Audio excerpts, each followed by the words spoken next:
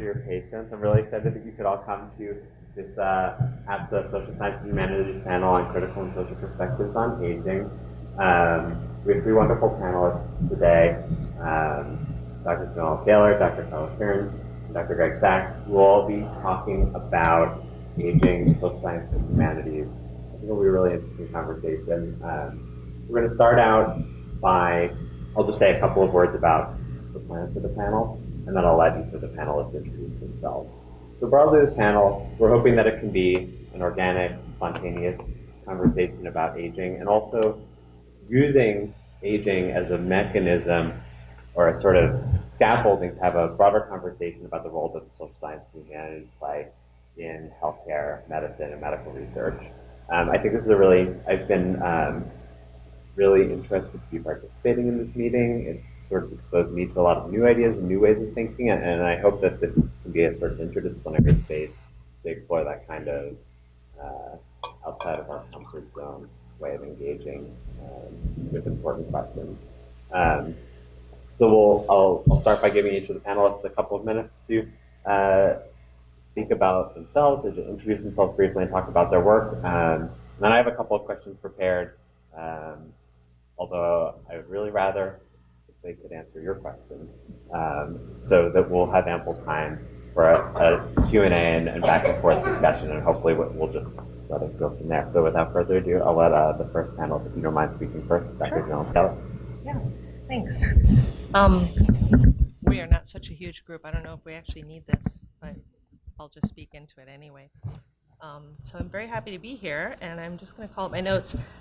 Josh had sent some questions that he asked us to address, and I took that assignment very seriously. So I wanted to say just a few things. One was he asked us to talk a little bit about career paths for people who are interested in sort of interdisciplinary work with medicine, social sciences, humanities, and I'll say a little bit about that. And then also to talk about work on aging in particular that comes out of this. So that's my agenda. And I should say, we all got called doctor, but I'm not a real doctor. I can't cure anything. I'm just a PhD kind of doctor. And I'm here as, I'm trained as a social cultural anthropologist. And I was trained in a program where medical anthropology, which is what now sort of how I identify myself, at the time didn't really exist as a distinct thing. So, and I still kind of carry that framing. Like, I just think of myself as an anthropologist, and I study medicine and health because they're part of social life, using the tools and concepts that we have. So that's kind of where I come from. So I can't give you advice on the path you're on if you're in this MD, PhD track, but you might think of me as one of the kinds of people you might eventually meet and end up working with. So I'll speak from that perspective. And in fact, I have for more than 15 years, I've been working collaboratively and closely with colleagues on research who are in palliative care, in geriatrics, psychiatry, and nephrology. And I really enjoyed it and have learned a lot. And so I think it's a really valuable thing. And I should say also that I actually went to grad school here in Chicago. I was at the University of Chicago, which is, as anthropology departments go, it's about as far from clinically applied anthropology as you can get. So I wasn't led here by my training to this kind of interdisciplinary work. So how I got there was through conversations, actually, just through conversations and introductions, and through being willing to, interested enough and willing to spend time talking to someone. And I don't know if it's going to go anywhere, and I don't know if it's going to prove to be fruitful or useful or anything, but to be curious about what other people are doing, how they're asking questions, and open to these kind of connections that have no clear payoff. You can have a perfectly nice career, and most people do have a perfectly nice career without ever doing this kind of moving to the edge of your discipline and finding other people who are interested in reaching out from theirs. So if you are interested in doing it, it's not actually that hard in my experience. And one thing that just an odd bit of advice I would offer, because it's been so fruitful for me, even though I didn't really think of it that way at the time, because there aren't always a lot of established sort of beaten paths of communication between people who inhabit different disciplines, if you make the effort to actually reach out, that's sometimes all it takes. I can't tell you how many important, fruitful, long-standing collaborations and friendships have come out of honestly writing fan mail to someone whose article I read and I liked it. That's sometimes all it takes, is just reaching out, because we tend to be very disciplined, right? They don't call them disciplines for nothing. You're disciplined to read these things and, talk to these people, go to these conferences. But if you're open to reaching out, it's not that hard to do. So what I've ended up doing was getting connected with people, first at my university and subsequently other places, who are doing different kinds of research and getting where they could see a way that I could help. In the beginning, it was offering advice on doing qualitative interviewing and methods kind of stuff. And it's taken me to lots of interesting places, and I'll say a little bit about that in a minute. It's also taught me things that, as someone traveling across these communities, I think of them as anthropology land and medicine land, and they're interestingly different in a bunch of different ways, both for what they have in common and for how completely opposite some of those common things look and what they mean. So for example, methods, right? As a qualitative researcher and ethnographer, what do? A lot of it is interviewing, right? Interviewing is something that physicians do too, right? Interviewing is something that police officers, people who are interviewing people for jobs, interviewing exists in many forms, and we can throw the word around and not always realize that we're talking about completely different ideas of what this is and what it's for and what can come out of it and how to do it. So, that's one thing. Other things, publication, sort of the cultures of publication. In anthropology land, the norm is to publish a single author article. It's usually quite long, and you thank people in the acknowledgments. That's how you pay your debts, right? As I've learned, of course, in medicine land, you publish multi-author things, and you have to ask people's permissions to put them in your acknowledgments, and the format is very rigid. They're very short, and it's possible for people in both of these kind of professional cultures to completely misunderstand the other. So in anthropology land, you could look at someone publishing multi-authored articles and say, what, you weren't smart enough to write it yourself? You had to have all these other people to help you, right? Whereas in medicine land, it seems like the view is, you couldn't get anyone else to agree to sign on to your project. You had to publish it all by yourself. So these things have totally other values. And when I first started working on these projects, and even still, I don't think I published now, through these collaborations, I have published a lot of co-authored articles in medical journals.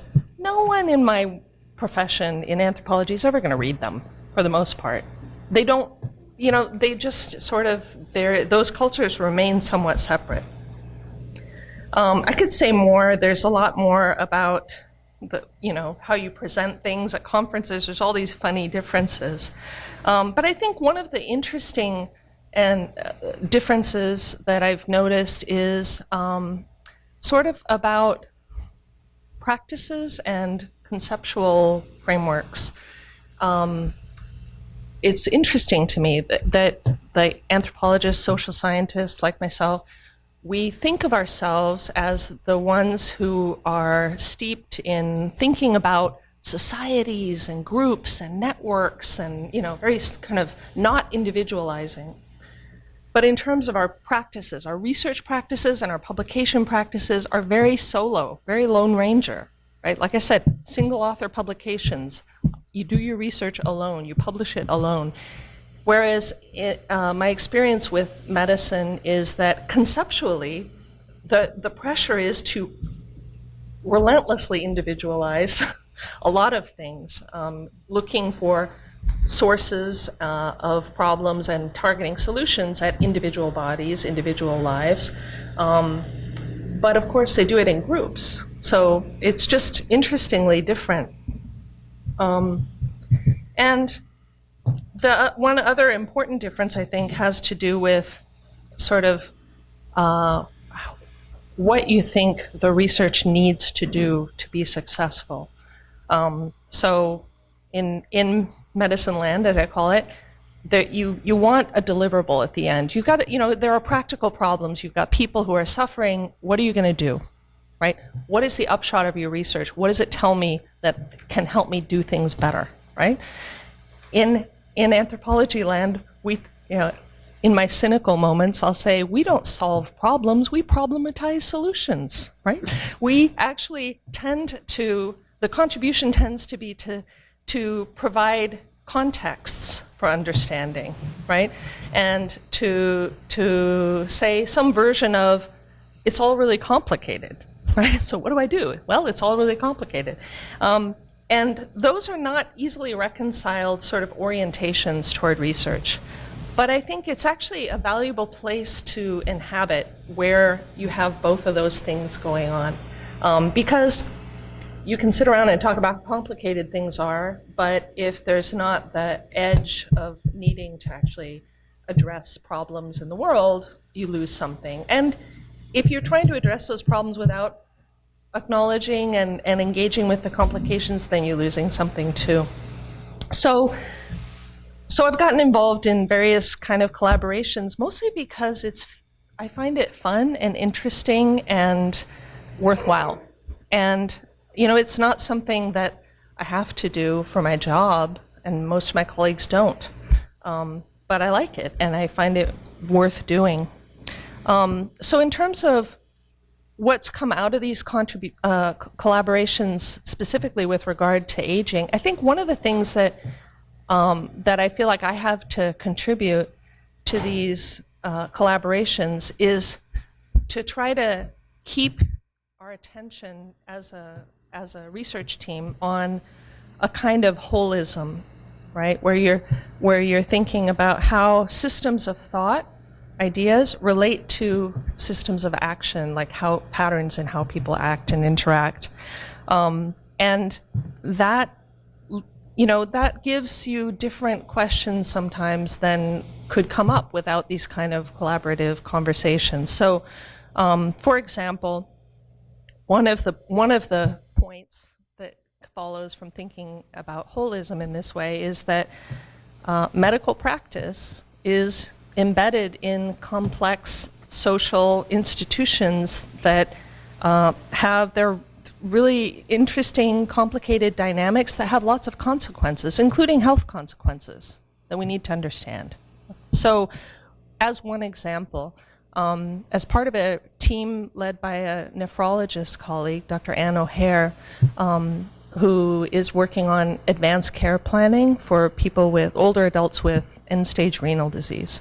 And her concern is that people are ending up on dialysis kind of by default without a lot of thought or informed decision about what their options might be and what that's like.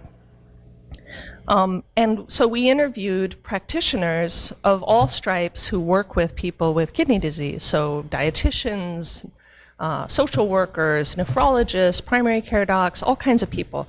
And we would ask each of them, what do you understand advanced care planning to be? What do you think of it? Do you practice it, and how? And what came out of that, just in a nutshell, was everyone thought it was very important. They all had completely different ideas what it was. And they all thought it was someone else's job. So that has consequences for care, right? But you don't see that unless you start to think about the world of medical care as its own social world that needs to be understood in those terms. And one thing that I find myself always pressing toward is that systems level problems have systems level solutions. They have to. The tendency, I think, to want to solve problems with, another training for each physician to do, or another form for each, there's a tendency to think that we can pitch the solutions at individual levels when sometimes it requires intervening at the level of the problem itself. One additional kind of aspect of a holistic perspective on care that is especially fruitful for aging is just thinking about medical care and the whole world of informal care and people's lives as they try to manage with their illnesses and their regimens and their debilities as a single system, and to think about the relations between those systems. So how is it that, for example, changes in medicine end up offloading a lot of complex, difficult, important clinical work to families? And what about that, right? And how do they experience that? So we have, with that same team headed up by my nephrologist colleague, we have an article that's coming out soon in the main nephrology, clinical journal of nephrology, about emotional impacts of care on patients and families, because this is, things like failures in scheduling can cause a lot of experiences that are very difficult. In my own research about dementia, I ended up thinking about how family as caregivers, the assumption is that this informal care is going to be provided by family for the most part, and mostly it is, right? But there are lots of people, of course, who don't have family, and the assumption that family are always going to be the ones is it's not always accurate, and it's also a limiting way to understand things. So I've been doing research, for example, about friendship and dementia. Like, what is it like for people when a friend develops dementia, and how do they respond to that? And how could we take lessons from that to think about how to strengthen all these other relations beyond the family that have to be nurtured in order for family caregivers not to become isolated and burdened in the ways that they do? That in turn has led me then to questions about people who don't have family, and what happens to people with dementia who don't have family. And looking at, it's a very indirect way of trying to get at that by looking at data from there's a ongoing longitudinal study of incident dementia, and using that data to try to sort people who have been diagnosed with dementia into those who have more and less family support, and then look at their health records to see what kind of outcomes and are there differences, so that then we can go back with this data and say, yes, we need to look beyond family. We're thinking about informal care. There's more, but I have a feeling I'm using up a lot of time. I'll just stop with that for now and just say that I think we can do a lot better in terms of care for aging people. We can also do a lot better in terms of research, and that being willing to sort of go to the edge of your comfort zone and talk to people who are in a slightly different world adjoining yours can be one way that to try and do things that are a little different and can contribute something new. And it's also fun. And so I recommend it on both counts. Thanks. Yeah, thank you. There'll be a lot more. I feel like there's a lot more that we can return to in your comments. Thank you.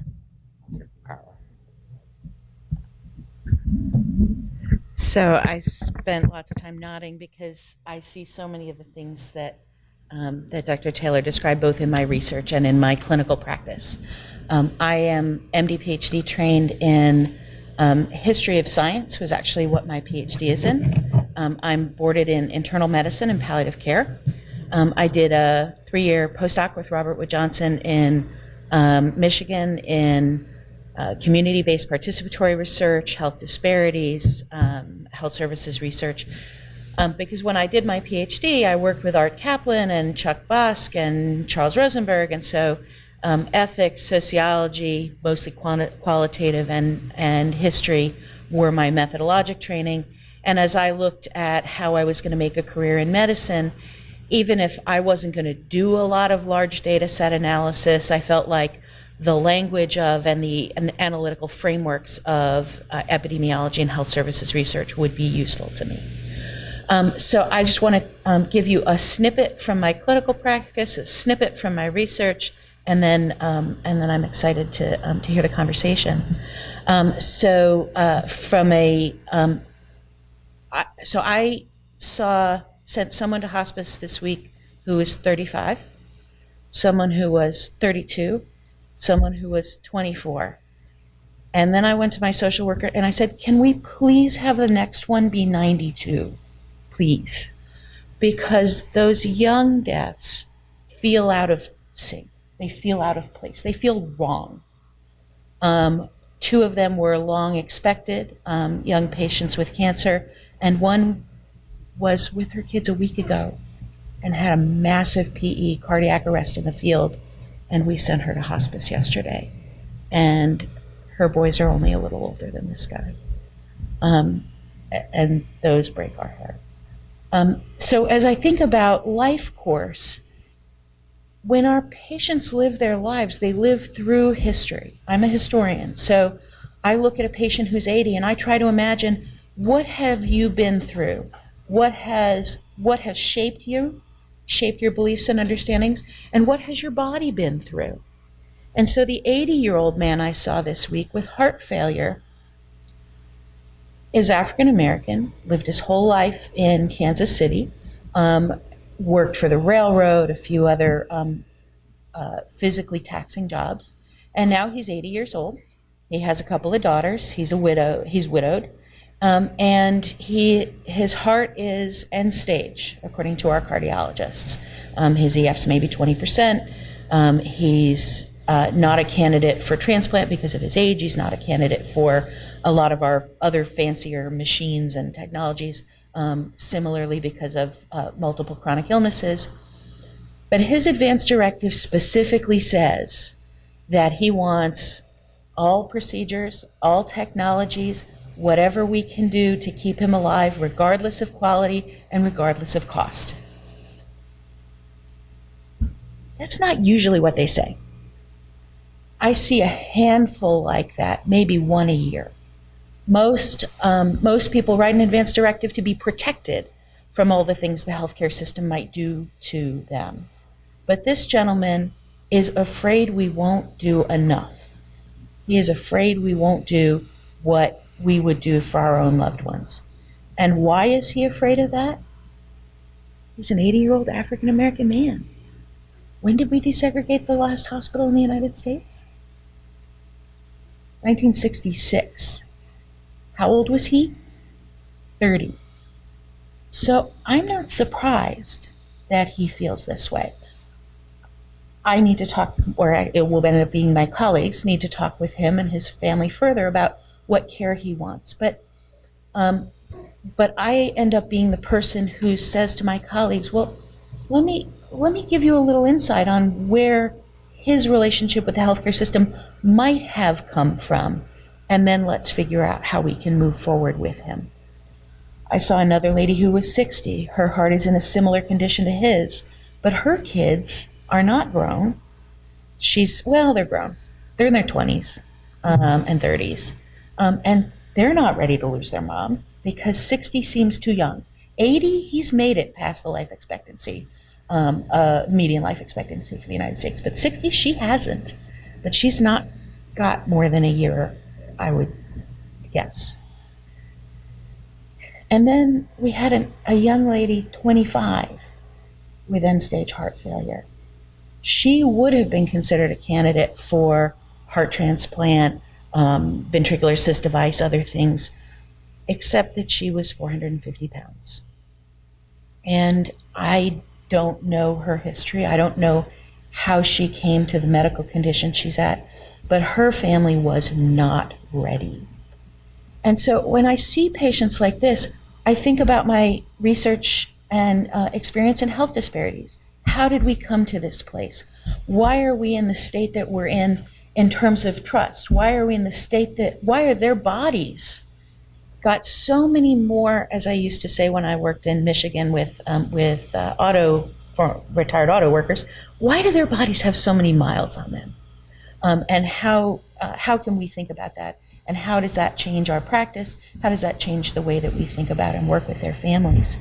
And so what their bodies have been through, what their families and communities' experiences with healthcare, and how that plays out in the decisions they make. I had one more heart failure patient. She was about 72. She was a retired nurse. She knew a lot about healthcare, also African American, and she was already on milrinone for her heart failure at home. She came into the hospital to get IV Lasix to improve her heart function and to be switched to dobutamine to see if that would do better than milrinone. We actually don't have enough dopamine in the country to put her on home dopamine because it's made in Puerto Rico. I'll just leave that right there.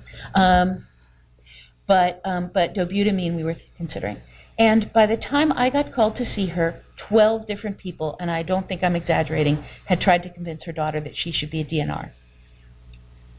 From a clinical perspective, if we code her, if she codes, she's already on pressors, we're not getting her back unless she has a shockable rhythm. We're not getting her back. But her family asked us to code her. Her family said very clearly, she's a nurse, she knows what it's about, this is what she wants. And when I talked to them, the daughter's first response to me was, are you from palliative care? I said, oh, I'm from the ethics service, because I was called as an ethics consult, which I also do. And then she explained to me that she found it disrespectful that people hadn't heard her the first 12 times. And I said, well, they're worried. And tried to really humanize our colleagues. They're worried, they are worried. But after I stepped out from listening to her 45 minutes of how much disrespect she had gotten, and she had good reason to be upset, I went and talked to the cardiologist. He's young, he's thoughtful, he's extremely well trained, and he wants to do the right thing, and he does not want to code this lady. Well, the family wants you to code her to put her on a vent so her son can get here from Texas. Now that may be crazy, that may be a bad use of resources, but it's not something that we don't do. We do all the time, and so it's not an unreasonable request of this family in the context of the US healthcare system. And that's a goal that's achievable. We're not going to get her off the vent, except as a palliative extubation. But if that's what they want, we should be willing to do that. So the cardiologist crossed his arms. He said, this is futile. I said, you're right. This is futile. Here's the hospital policy. If she codes, we are unlikely to get her back. And so if you would like to write a unilateral DNR order, you could do that. I'm the ethics consultant. I'll sign off. You're right. It meets the clinical criteria. It meets the hospital policy. Here's what I want to know. At 2 a.m, when she codes, and you're home in bed, and I'm home in bed, and her granddaughter's at her bedside, and the nurses come in, and she says to code her, what do you expect the nurses and the fellows and the residents to do? And he still looked at me. He's got his arms crossed. And I turned to the nurse next to me and I said, what are you guys going to do? And I gotta bless her. She said, we're going to code her. Because he was setting them up. And so ultimately, I convinced him that we should not try to force a DNR on this family. And 3 days later, they agreed to one.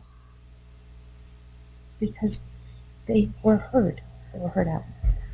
So those are the kinds of ways in which I did actually have a difficult and uncomfortable conversation with him. I said, well, they're African American, and you know what their experiences of healthcare are. And he says, I'm not racist. I have African Americans. I was like, oh. I'm trying to explain structural racism in the hall of the cardiac intensive care unit to a cardiac, and it didn't work. But the nurses heard me and the trainees heard me, even if the cardiologist was mad at me. And then if you flip to the other side of my world, so I'm doing research, I'm reading papers, I'm looking at the Dartmouth maps of who goes to hospice and who doesn't go to hospice when they are diagnosed with stage 4 cancer and we know that they have less than 2 years to live. And there are certain parts of the country you're more likely or less likely to go to hospice. And they correlate very nicely with counties in which most people are single person households. San Francisco, Seattle, New York, DC, places where people live alone, places where people live far from family, places where the informal care networks that the hospice benefit was written to rely on do not exist or do not exist in the way that congressmen imagined they might 50 years ago. And they didn't exist that way then either, to be honest. But they certainly don't now. And so I looked at this map, and then I read the article that went along with it. And what it talked about from the perspective of very thoughtful health services researchers and economists was provider-induced demand and oncologists who won't tell their patients they're dying. Now, those people exist, I know. I've met them. I've been the person to tell their patients that they are dying. But that economic theory comes out of their analysis of the Medicare hospice utilization in Medicare claims data. But when I went to them, I said, well, that's not what I see. I can't send my patients to hospice because their loving families all have to work because the cost of housing here is too high. I can't send people to hospice because the Medicare and Medicaid rates that they pay home health aides are so low, the home health aides can't afford to live in our community. And so even though the benefit in principle pays for them, we can't get them. I can't send them to hospice because the hospice benefit starts with the assumption that you have a daughter or a wife or somebody who's going to take care of you. And once you start to do qualitative research around the country saying, okay, how do we explain these utilization patterns? What you find are all these social structures, all these differences. One, nobody looks like Congress apparently assumed when they wrote the hospice benefit, but there are differences in the patterns that vary: suburban, urban, rural, northeast and high cost of living, southeast and greater access to church networks, San Francisco and more people who live far from family than in other places. And so I'm taking my social science perspective and bringing it back to understanding the healthcare system and how it works in ways that are not visible if your entire universe is the Medicare claims data set. So I think I'm going to stop there, other than, so my path, MD, PhD at the University of Pennsylvania in history, sociology, and ethics, went on to Michigan, and then was on the faculty at the State University of New York at Stony Brook for 6 years before I moved to the University of Kansas. I split my time 25% clinical, about 10% I do clinical ethics consults for the hospital, and we have a contract that pays for my time to do that. I do about 20% medical curriculum. I'm in charge of the ethics and humanities curriculum for the University of Kansas. We do some resident teaching in ethics, health disparities, health policy, and then the rest of my time is research. And I'm lucky enough to be in a department with an endowment where I need to bring in grants for tenure, but I don't need to bring in grants or they'll fire me. So I'll leave it at that. And this is Russell. He's almost 5.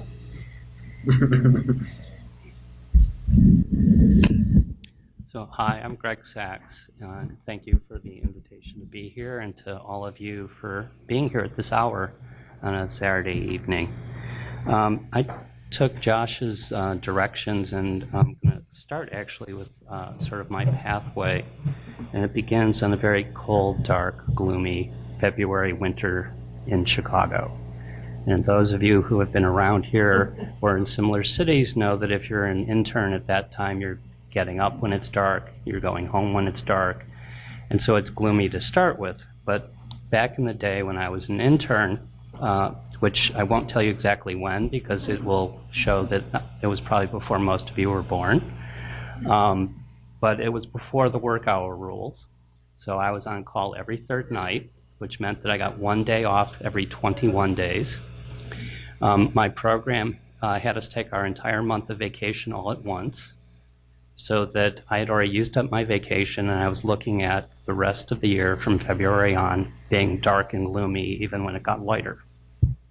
I also had been, as an undergrad in medical school, I had been the sort of person who took classes on medical ethics and law and medicine and medical anthropology and things like that. And as an intern, I felt like my brain had just shut down.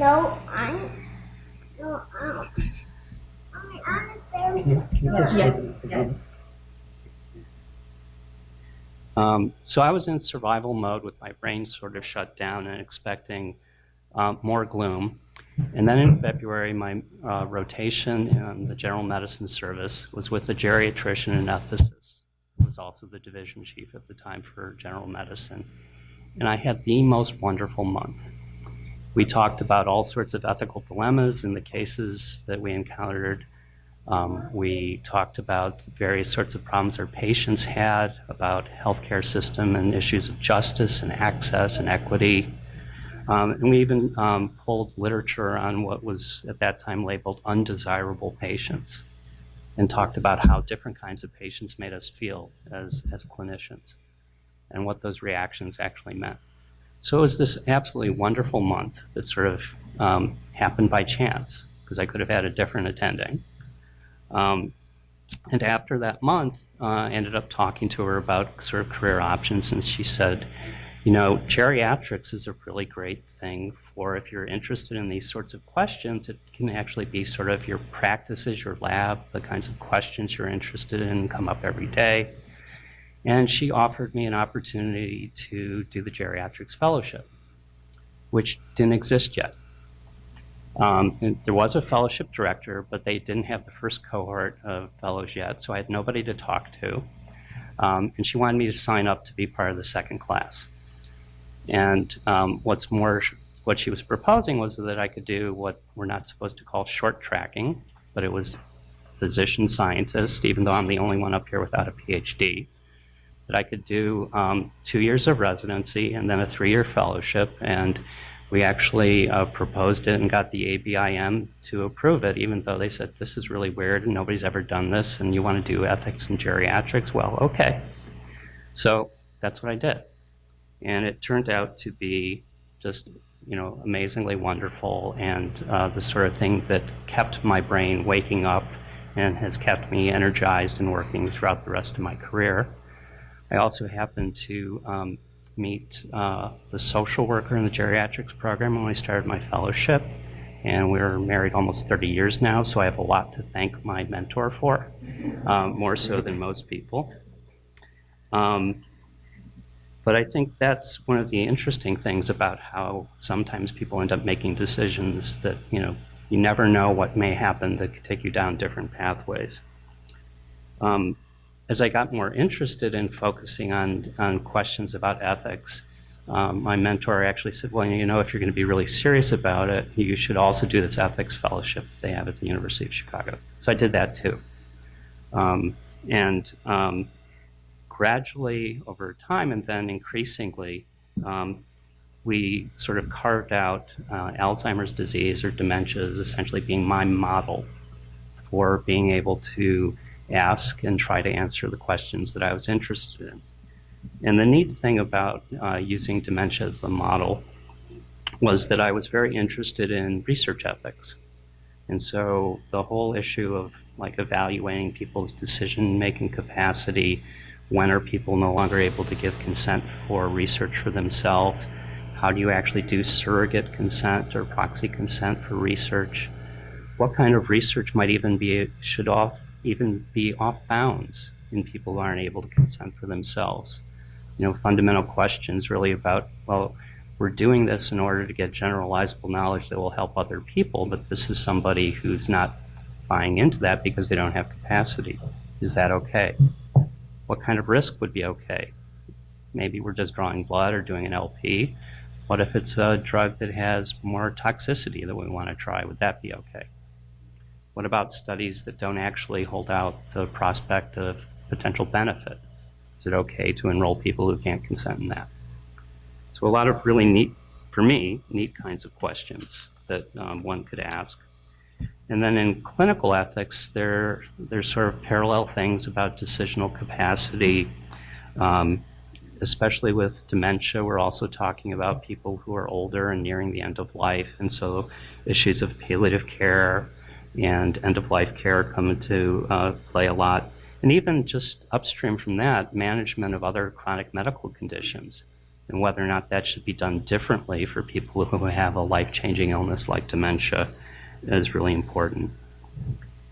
And even though I don't have a PhD in philosophy or ethics, there are really neat questions that even if I can't be the one to get as sophisticated about arguing about them, about personhood and what this condition is doing to the individual. I have one former colleague at the University of Chicago who said, well, when she got demented, you could just call her by a different name because that would no longer be her. And so all sorts of interesting things that you could get into if you wanted to go down there. And then, as you were already saying, there are lots of cultural implications and social ones, because many of these questions, in our sort of modern Western framework, we sort of think of them a certain way, but those are not written in stone, and different cultural and ethnic groups and different societies think about these things differently. And so in a country like the United States, we're always running into people who bring their different sort of frameworks and ideas and values to thinking about these issues. And so there's a whole other layer of complexity to that. So the questions that Josh used to sort of frame some of what he wanted us to talk about, he asked about what are the values and structures that guide how aging is understood in medical practice? What can cultural, historical, and ethical analyses of practices around longevity show us? And what is the relationship of scientific knowledge about aging to the cultural and historical context in which it is produced? Those are great questions. If anybody in the audience knows the answers, I'd like to know them. I think they're the right kinds of questions to be asking, though, because I think that most of the things that we end up really debating and arguing about and making tough decisions about are really shaped by culture, society, politics, and policy, whether those are on the individual level or when we make decisions about why should NIA get $400 million extra for Alzheimer's research this year? Or what are we going to be willing to pay for new kinds of chemotherapy that are going to cost far more, but might actually cure a small number of people, but then maybe we're going to be treating a lot more people who we might have aimed more towards palliative care and hospice because of those new therapies. And I think the other thing that makes many of these questions a lot harder to answer is that it's really true that the world has never seen aging of population like we are facing now.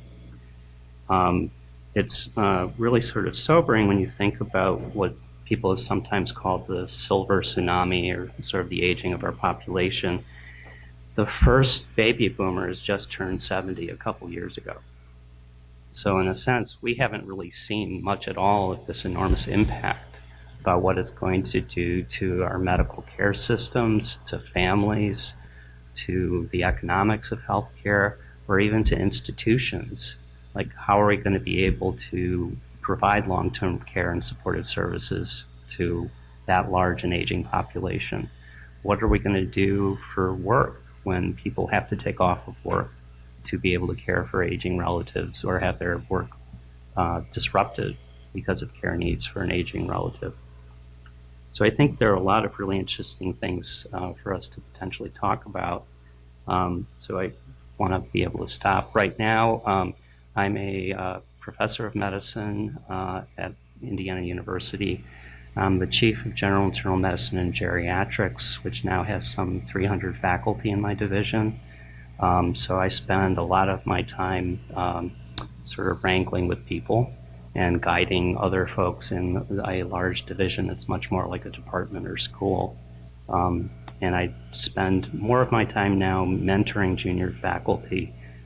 Years ago, I would say I did a lot more on the medical student, medical resident level, but now it's really sort of working with faculty and helping with faculty develop more so. We'll stop there. Thank you. Thank you to all of the panelists for those comments. I think there's a lot in there that I'd love to talk about. I have dozens of questions from before that just came up, but I'd rather focus on your questions. I'm just, while you're thinking of them, I'm going to throw out one that occurred to me as you were talking. And I think in part it's a function of the kinds of expertise that we have in the room. But it occurs to me that it would be interesting to talk a little bit more about the relationship between aging and dying as it's emerging in this conversation, because the title of the panel is Critical and Social Perspectives on Aging.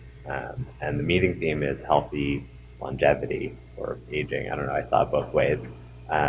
And yet, death and dying, end of life, dementia, these are really prominent features in the way that we implicitly think about this conversation. And I'm curious about that. I'm curious what the relationship is, because they're clearly not the same thing, but they're clearly not totally distinguishable. So perhaps we could think a little bit more about that together. I want to open it up to audience questions if there's anything that you'd like to ask. Yeah.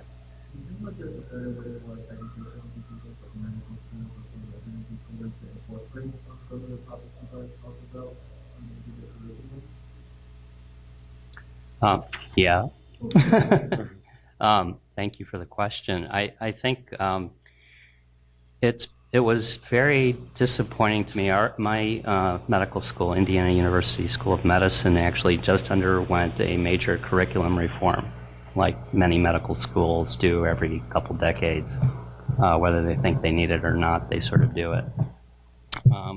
And while they made several changes that I think were really positive, I think they actually missed an opportunity to try and integrate more of these kinds of issues into the curriculum.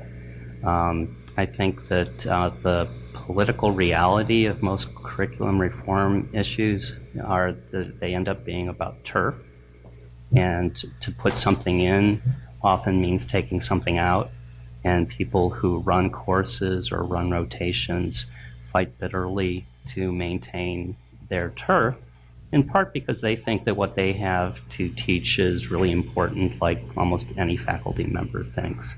So it ends up being a really challenging proposition.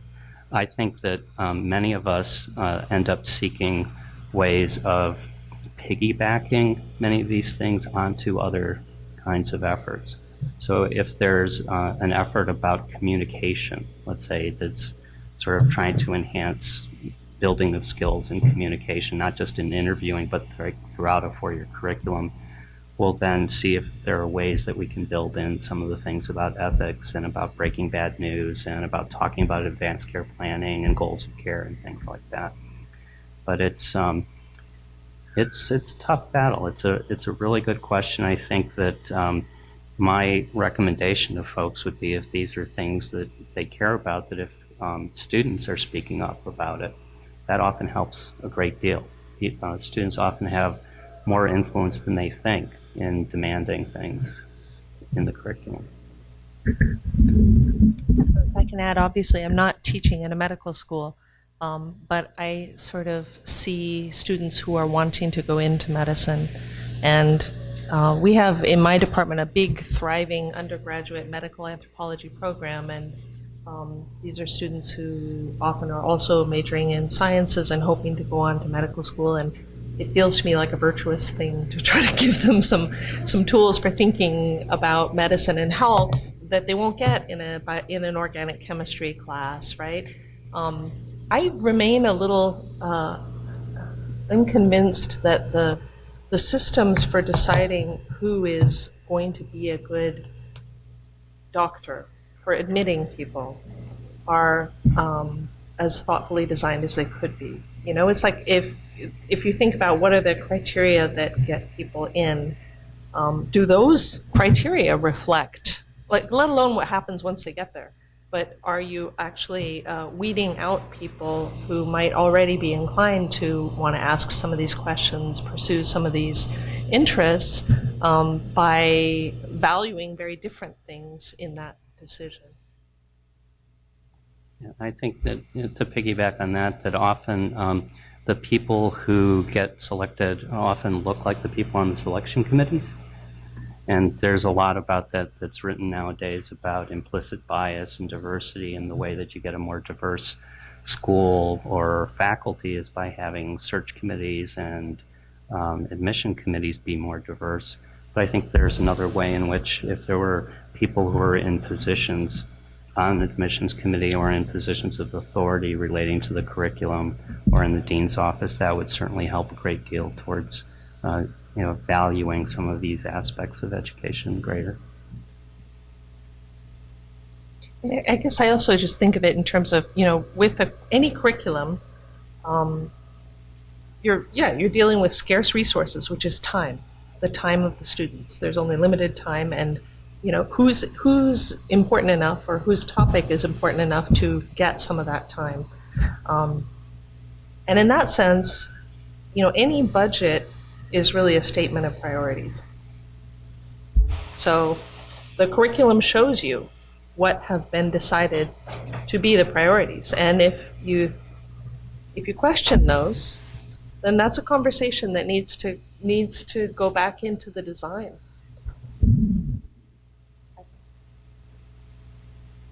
Hi, that's what I was to comment regarding how important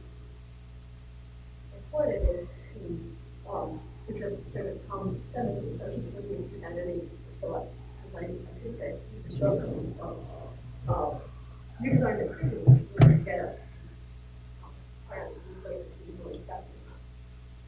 So the question being, like, how to do that?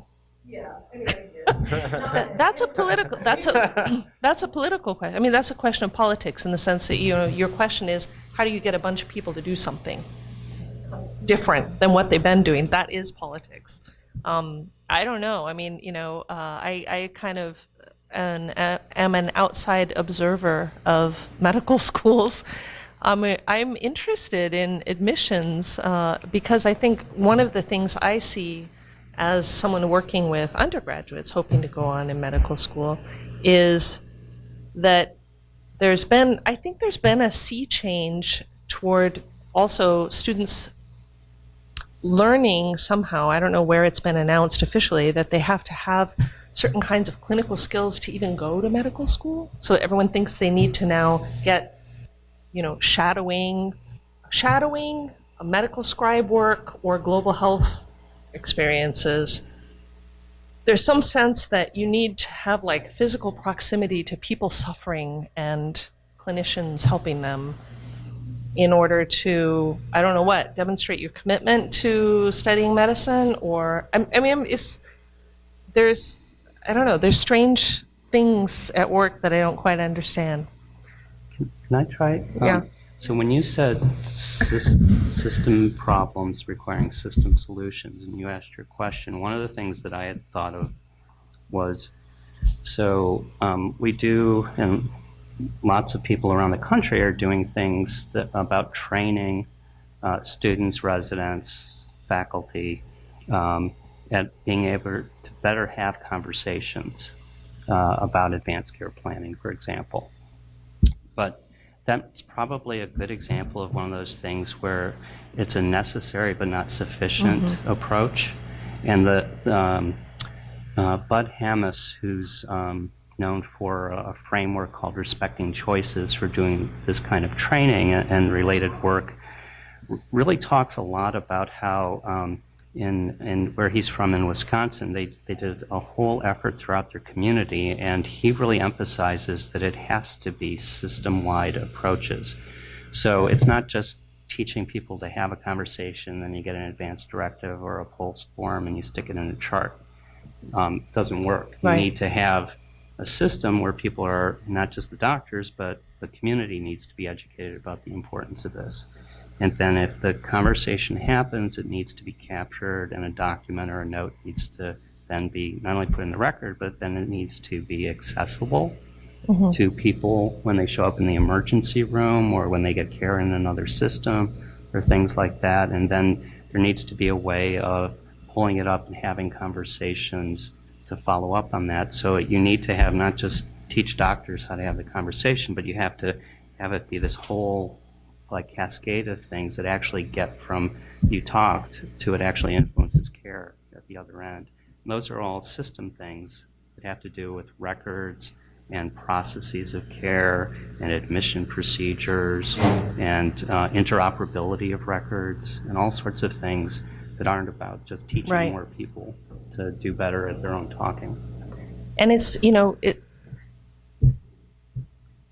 the experience of, I mean, we all know this as human beings with bodies that get ill and injured, but I don't know how you feed that back into the system. The experience of trying to get care in a fragmented healthcare system involves a lot of unacknowledged, unsupported, unrewarded work of trying to create continuity of communications.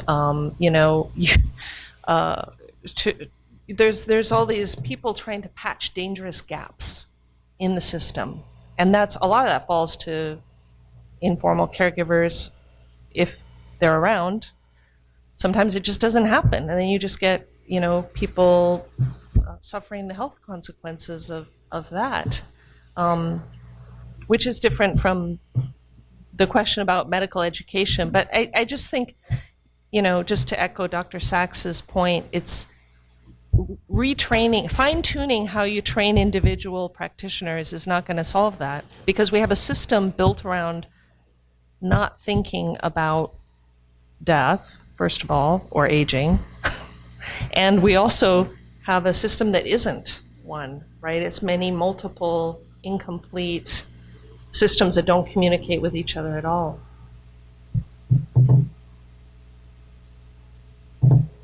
Yeah. In my experience, I feel like the medical community experience has more and more focused on things like that. All the first marketing counted by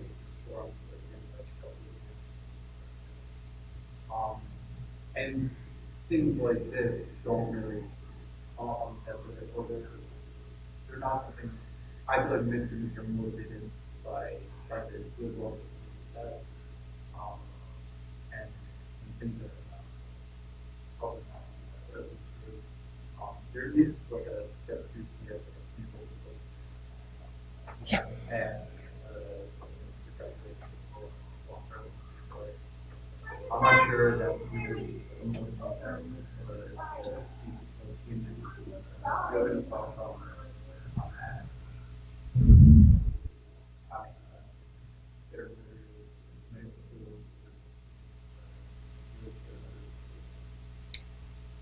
I'll give a couple of responses just briefly and then pass it on. One is that there has been an effort by Jonathan Metzl, Helena Hansen, and others. There's a group of MD, PhD, medical anthropologists promoting the idea of structural competency.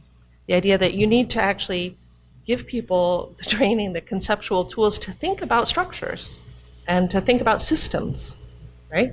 And that can be done, and, you know, they have ideas for how to do that. So I would suggest looking that up and maybe, you know, asking in your, you know, whoever's responsible for the designing the curriculum, why not consider, you know, incorporating this. The step two clinical exam, I actually, I have a bit of knowledge about that just from the perspective of, again, as an outsider, observer, I was really baffled when I first heard about the existence of something called a standardized patient. I thought, what? What does that even mean? And learned about it. I got curious enough to do actually some research.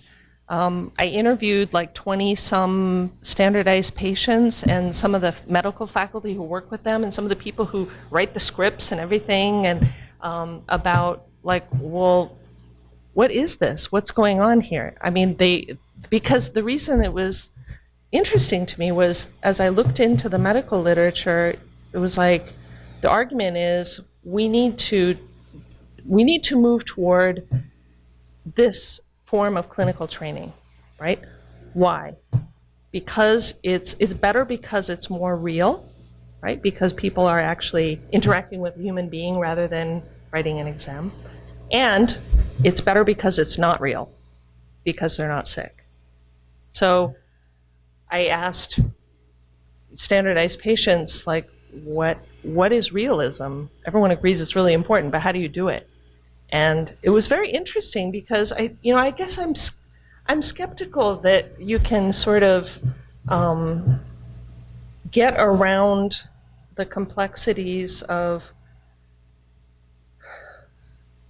learning about human beings by working with human beings in a way that actually doesn't put anyone at inconvenience or risk. I mean, I think that that standardized patients bring their own embodied histories to this. They're paid very little. They don't get health insurance for the work that they do training y'all. There are lots of questions about that. I mean, I think sometimes, like I said, we problematize solutions, right? That's a solution that seems to me to have its own kind of strange assumptions built in and unintended consequences that are worth reflecting on.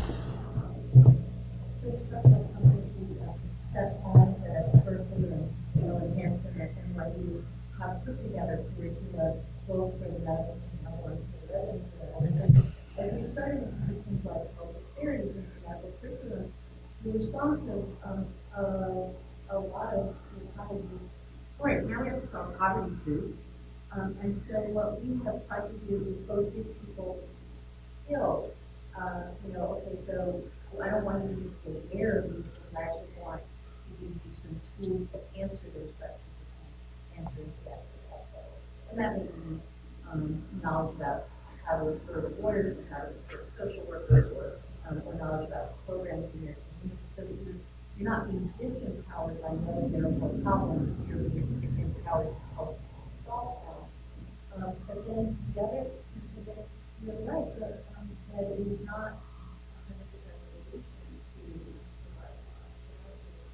I find that if I package what I have to offer as clinical skills, I can get things about consent and that deals with the real people. I also want to do something like that in content outline, and I can't do the other stuff because they're not part of it. And packaging it as clinical skills and packaging it as stuff that really is on the board.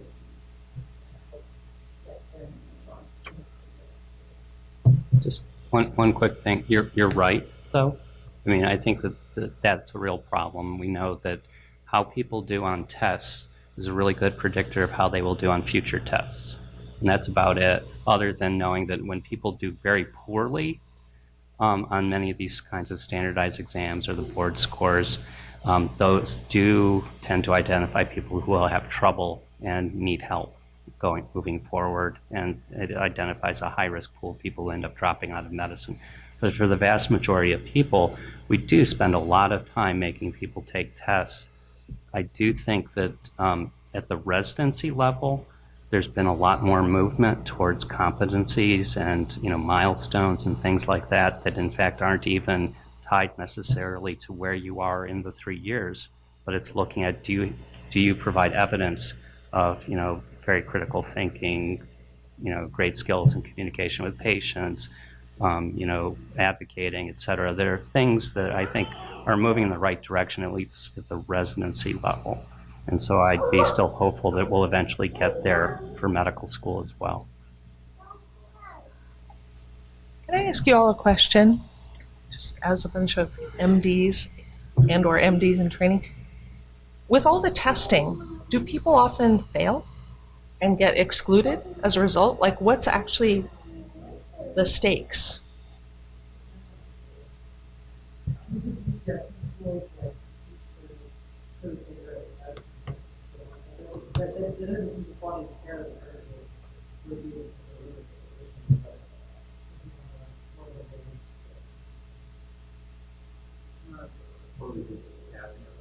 Your sport matter.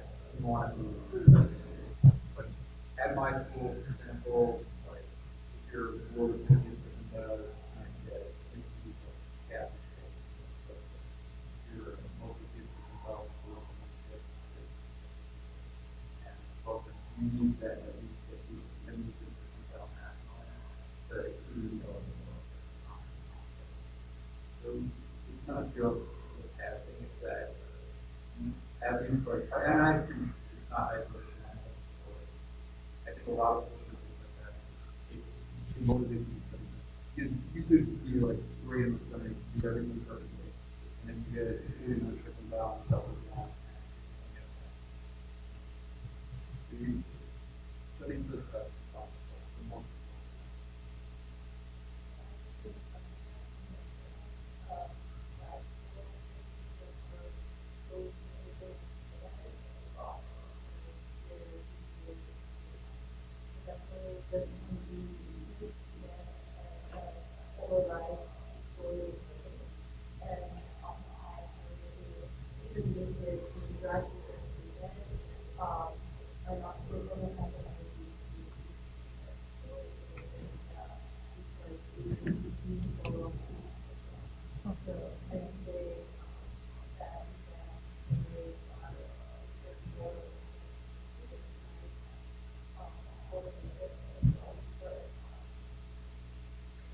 There's Brian Hodges at the University of Toronto has done interesting stuff about kind of comparative perspectives internationally on medical training, because it just isn't the only way to do it.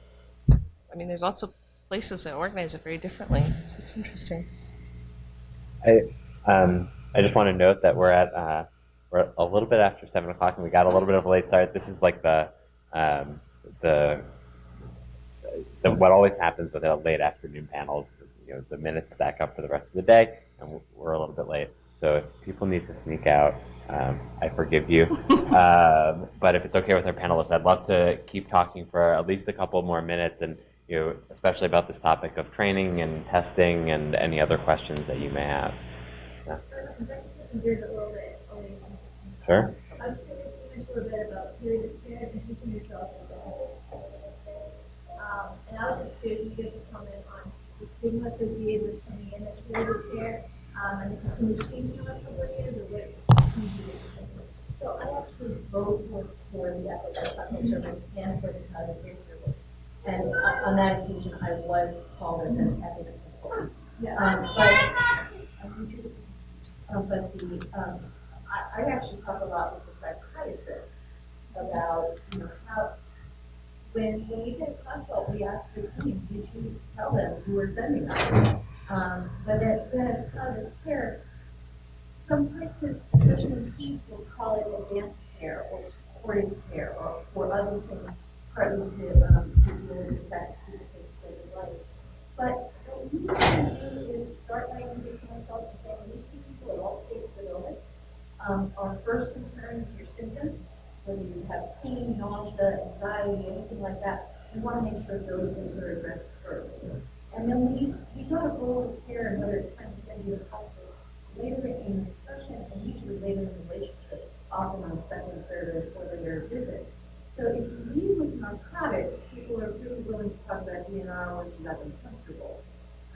But the stigma is real and not just in care. It's partly about people saying you're not ready.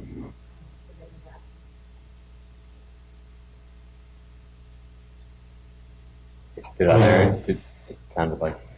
It's okay. If there was another hand. So sure. I'm happy Yeah, to. I just had a comment about the testing. Really, also really good.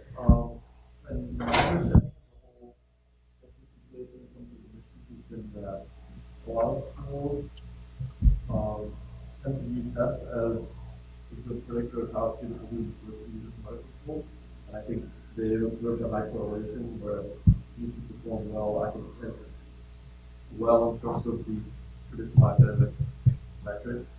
As undergraduate students don't perform well in the first year of medical school, but after that, there's no correlation. So that's when I look at other elements of student applications to determine whether or not they'll be confident in their results. So I don't know if classifying the steps that undergraduate has to go through just to learn and make this medical course the major problem with admissions, but I think a lot of schools have been adopting a more reasonable what they can do about the system. So that's the perspective for that person.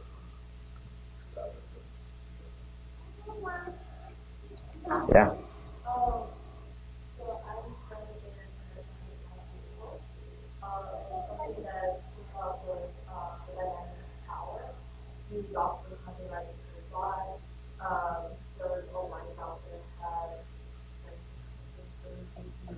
A black patient, you will die.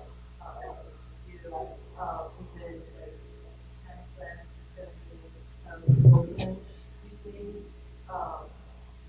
the doctors have the right, and that's how it is.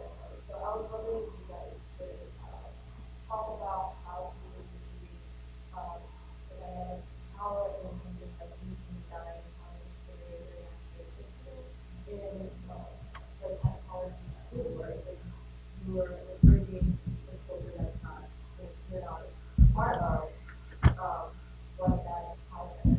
You understand what you do to kind of show humanity.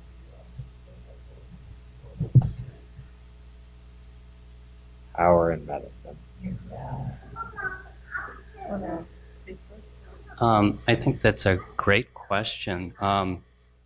When I used to be at the University of Chicago before I moved to Indiana, and in doing ethics and palliative care services, I would talk with our team about how, I'm this white, highly educated person who went to places like U of C and Yale, and I grew up in the suburbs with, all my needs being met, and this little white Jewish doctor is going to walk in and tell, the kinds of patients that we were talking about earlier who have had to struggle to get health care. And I'm going to go in and tell them about their right to forego life-sustaining treatment. That doesn't work. So I think even just the fact that we can ask questions and have people think about the power dynamic is like one of the most valuable things that we can do. And it comes up everywhere. It comes up in decisions that healthcare systems make and who gets to make them. It's about, issues of evaluating people and, the differential in power that we have, like with me and my faculty or my faculty and a resident or what have you. So I think that there are more and more things that are creeping into systems now to try and help us think about and ask those kinds of questions. We're sort of moving at our institution where we want to have, for every kind of new faculty search, to have a search committee, to have it be diverse. And the first thing that we talk about, in addition to the charging the committee with what they're supposed to do, is that there's actually implicit bias training that's done so that people actually go through some process and look at some of the literature about how, these are things that we do, not even consciously, but they are often the exercise of bias or power, and that we need to question them. And I think it's really important for us to really have humility and to praise it when we see people, confronting these questions and support people in being able to raise them and address them. It's not unique to medicine. but because we're in positions where people are made even less powerful because they're sick and they're disadvantaged and they are so dependent upon us, I think these questions are that much more important, that we realize the power that we have, like the cardiologist who's standing there who's not going to change.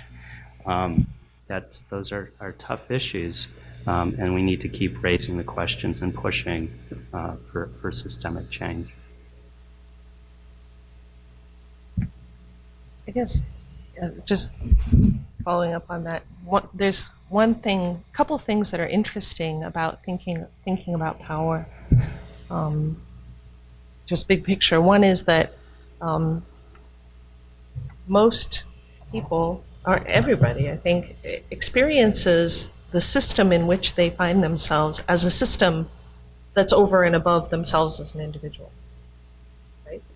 And the interesting, the kind of really mysterious thing is that everyone in that system feels that way, including people at very different points in it, right?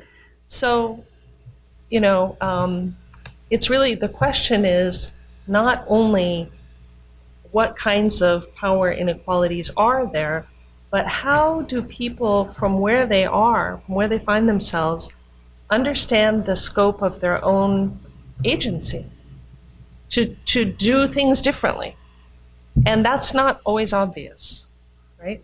And I think the other thing I wanted to say is that there is also a danger of jumping too quickly to just slot someone according to where they stand in a hierarchy, because we actually need people to reach out from wherever they are to each other in order for care to happen, in order for education in order for anything good to happen in the world. So we don't want to jump to saying that, once we've answered the question of who has more power, that's it. There's nothing more to say and nothing that can happen from there. So it's really complex, and I think it's just another way in which thinking about medicine just is thinking about social life, because it just is social life going on in this particular context.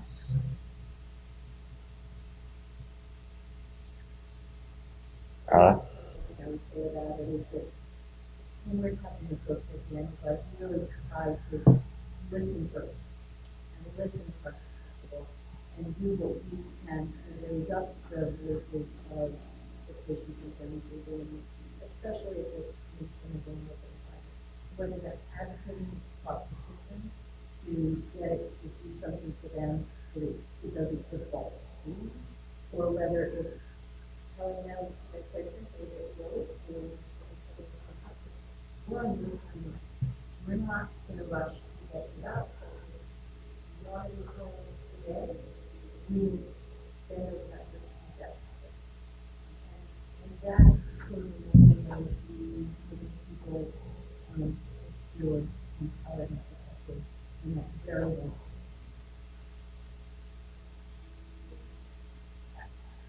Well, thank you to all the panelists for some really fascinating and thought-provoking comments.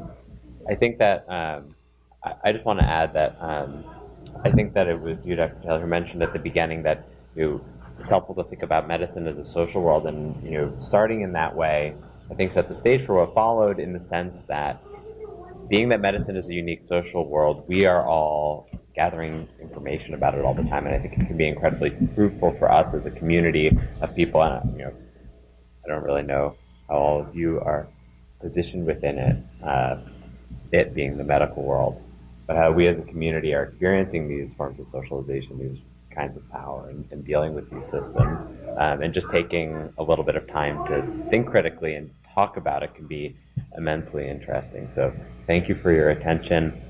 Thank you for your participation, and join me in thanking our three panelists for some really wonderful time.